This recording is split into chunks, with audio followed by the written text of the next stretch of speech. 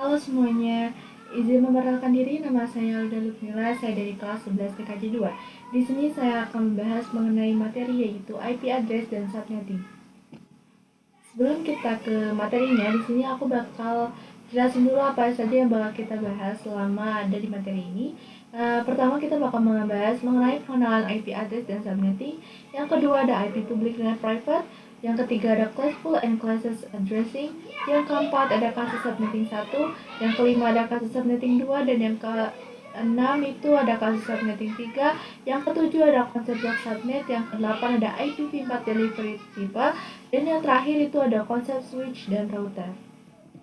Pembahasan pertama yang bakal kita bahas itu mengenai pengenalan IP address dan subnetting. Nah, apa sih pengenalan IP address dan subnetting? Jadi, pengenalan IP address dan subnetting itu adalah ketika suatu perangkat ingin terhubung ke perangkat lainnya, baik itu menggunakan wired atau wireless, tentu kita memerlukan identitas nama pada setiap perangkat atau identitas tersebut yang dinamakan IP address. Nah, sedangkan kalau subnetting itu adalah upaya atau proses untuk memecah sebuah network dengan jumlah host yang cukup banyak. Jadi menjadi beberapa network dengan jumlah host yang lebih sedikit, dan teknik subnetting itu membuat skala jaringan yang lebih luas dan tidak dibatas oleh kelas IP atau IP classes A, B, dan C itu sudah diatur. Jadi masing-masing kelas itu sudah diatur masing-masing. Nah, selanjutnya kita akan membahas mengenai IP public dan IP private. Nah, di sini aku bakal jelasin dulu apa sih itu IP public dan apa itu IP private. Jadi, IP public itu merupakan IP yang digunakan di internet dan bisa diakses dari mana saja. Jadi, misalnya kalian pengen mengakses Facebook atau YouTube dan lain sebagainya gitu. Nah, maka secara tidak sadar kalian itu sedang mengakses IP publik masing-masing yang dimiliki oleh mereka, asalkan device kalian itu terkoneksi ke internet. Nah, sedangkan kalau alamat IP private itu biasanya digunakan di dalam jaringan lokal dan tidak dapat diakses langsung dari internet. Jadi, itu adalah bagian penting dari konsep yang dikenal sebagai Network Address Translation atau NAT, yang memungkinkan beberapa perangkat dalam jaringan lokal itu menggunakan satu alamat IP publik tunggal untuk berkomunikasi dengan internet. Jadi, itu adalah perbedaan singkat mengenai IP publik dan apa itu IP private. Selanjutnya itu ada classful dan classless addressing. Nah, IP address private itu dia menggunakan alamat IP yang digunakan pada jaringan lokal atau yang disebut LAN, Local Area Network. Nah, IP address publik itu alamat IP-nya itu dia bisa diakses secara global di internetnya. Contohnya kayak public DNS, Google 8.8.8.8 dan 8.8.4 dan titik. Nah, selanjutnya kita akan membahas mengenai kasus subnetting. Nah, tadi ada 3 kasus subnetting yang bakal kita bahas. Yang pertama kita bakal membahas kasus subnetting yang pertama. Nah, kasus subnetting yang pertama itu dia kalau misalnya kita mau melakukan proses subnetting kasus pertama itu kalian akan melakukan dulu yang namanya host yang ada pada jaringan LAN tersebut.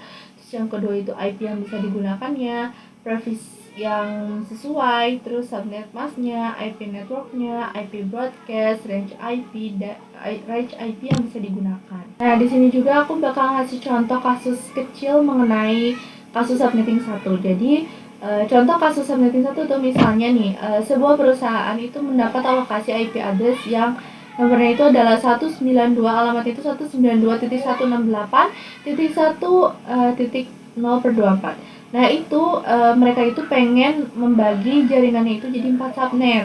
Nah, gimana caranya?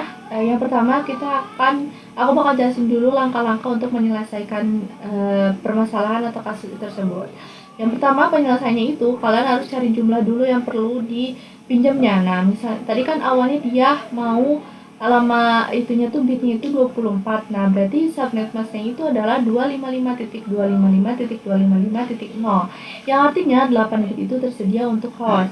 Nah, dan dia itu ingin membagi jaringannya itu jadi 4, berarti kita membutuhkan 4 subnet. Nah, rumus dalam kasus subnetting 1 ini seperti ini. Jadi 2 pangkat N itu jumlah subnet yang dibutuhkan, itu adalah jumlah bit yang dipinjam. Jadi 2 dipangkat 2 sama dengan 4, jadi kita perlu meminjam 2 bit dari bagian host. Nah, setelah kalian memasukkan rumusnya, itu langkah selanjutnya itu kalian subnet mask baru. Langkah selanjutnya itu subnet mask baru. Kan tadi awalnya itu dia 24 bit. Nah, setelah kalian pinjam 2 bit berarti dia jadi nambah 2 jadi 26 bit. Nah, jadi subnet masknya pun diganti jadi 255.255.255.192. Kan tadi dia awal-awalnya 255.255.255.0. Nah, setelah dia meminjam 2 bit jadi ubah subnet masknya juga gitu. Nah, untuk langkah selanjutnya itu hitung subnetnya. Nah, kayak gimana? Hitungnya itu kita hitung dari block size-nya dulu. Nah, contoh hitungnya itu kayak gini. 2 pangkat 8 dikurangin 2 sama dengan 64 alamat per subnetnya.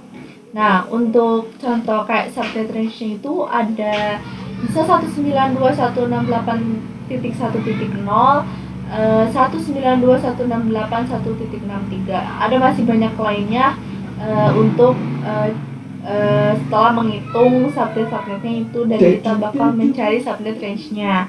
Nah, selanjutnya itu kita akan mencari langkah selanjutnya itu kita akan mengenai detail tiap subnetnya. Nah, misalnya contoh subnet yang pertama itu kita cari dulu network address-nya itu dapatnya berapa dan broadcast address-nya berapa, host range-nya berapa.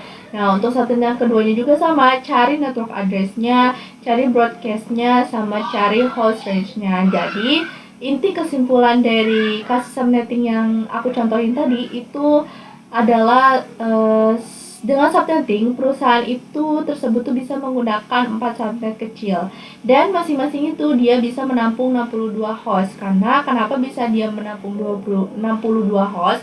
Karena 64 kan totalnya, nah dikurangin 2 untuk network dan broadcast, jadi 62 host. Itu contoh kecil mengenai kasus subnetting 1.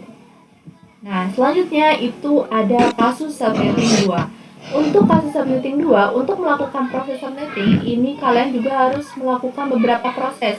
Misalnya yang pertama itu prefix yang sesuai, yang kedua itu subnet transfernya, yang ketiga IP network, yang keempat IP broadcast, dan yang kelima itu ada range IP yang bisa digunakan. Nah, misalnya ini aku jelasin dulu masing-masing prosesnya. Yang pertama itu prefix. Nah, prosesnya itu prefix menunjukkan jumlah IP yang bisa digunakan ya. Sedangkan kalau subnet mask itu dia representasi dari prefix yang menunjukkan jumlah IP yang bisa digunakan. IP network tanda alamat pada suatu jaringan LAN atau local area network. Ya, terus ada IP broadcast. IP broadcast itu adalah alamat IP yang digunakan untuk melakukan pengiriman informasi ke semua host yang ada pada jaringan LAN. Dan yang terakhir itu range IP. Range IP itu yang range IP yang tersedia dan bisa digunakan. Jadi itu penjelasan singkat mengenai proses kasus subnetting 2. Selanjutnya itu kita akan membahas mengenai kasus subnetting 3. Nah, untuk kasus subnetting 3 itu ada cara-caranya. Nah, misalnya kalau udah nemuin 20, misalnya prefixnya itu 25. Nah, kalian kalian tentuin total IP-nya, subnet mask-nya, IP network-nya kalian berapa, IP broadcast sama IP range-nya. Nah, contohnya di sini tuh total IP-nya dia 128, subnet mask-nya 255.255.255.128, IP network-nya 192.168.1.0, IP broadcast-nya 192.168.1.127, dan IP range-nya itu 192.168.1.1 sampai 192.168.1.126. Selanjutnya kita akan membahas mengenai konsep blok subnet. Nah, konsep blok subnet yang pertama ada IP network, yang kedua ada IP broadcast, yang ketiga itu kayak diibaratkan seperti ruangan konsepnya itu. Nah, terus setiap blok subnetnya itu by default tidak bisa saling ping komunikasi. Dan kumpulan PC-nya itu yang berada pada suatu ruangan itu perlu dikonfigurasi menjadi satu blok subnet. Jadi itu konsep singkat mengenai blok subnet. Selanjutnya IPv4 delivery type. Ada 3 IPv4 delivery type, itu yang pertama ada unicast one-to-one communication, yang kedua ada multicast one-to-many communication, yang ketiga ada broadcast one-to-all communication. Selanjutnya ada konsep switch dan router. Nah, konsep switch itu mengkoneksikan perangkat yang satu network. Sedangkan kalau konsep router, dia itu mengkoneksikan perangkat yang berbeda network. Jadi itu adalah perbedaan konsep dari switch dan router. Switch itu dia itu hanya mengkoneksikan perangkat yang satu network aja. Sedangkan kalau router dia itu mengkoneksikan perangkat yang berbeda. Jadi kalau switch itu dia tidak bisa berbeda perangkatnya. Sedangkan kalau router dia itu bisa mengkoneksikan berbeda jaringan atau network. Terima kasih.